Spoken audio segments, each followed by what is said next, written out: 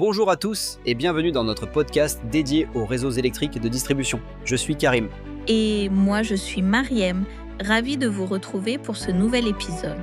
Aujourd'hui, on va parler d'un équipement que tout le monde connaît, mais que très peu de personnes comprennent vraiment. Exactement. On va parler du disjoncteur, un élément essentiel pour la sécurité des installations électriques.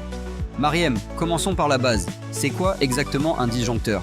Un disjoncteur est un appareil qui permet de protéger une installation électrique en coupant automatiquement le courant en cas de problème. Donc c'est un peu comme un gardien du réseau. Exactement.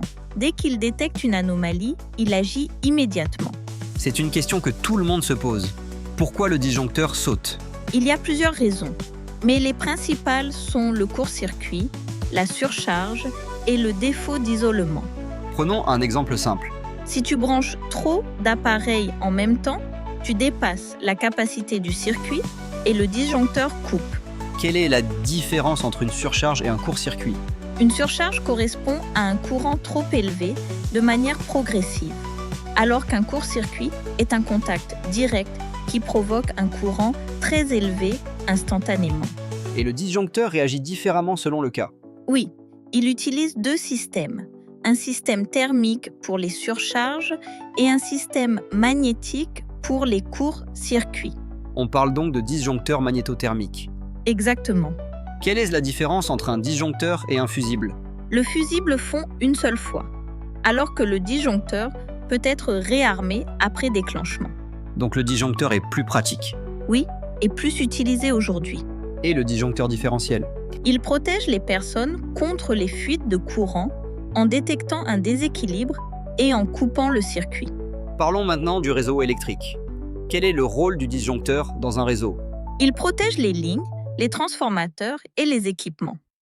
En cas de défaut, il isole la partie concernée. Quelle est la différence entre disjoncteur basse tension et moyenne tension ?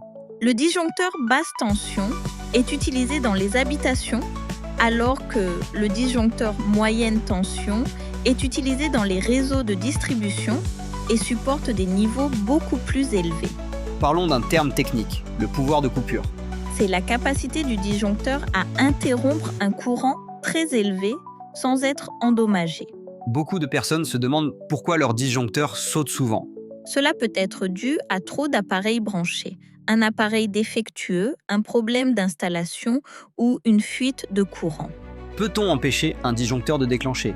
Non, et il ne faut surtout pas essayer. S'il déclenche, c'est qu'il protège. Prenons un cas réel. Un court-circuit se produit sur une ligne Le disjoncteur détecte immédiatement un courant anormal.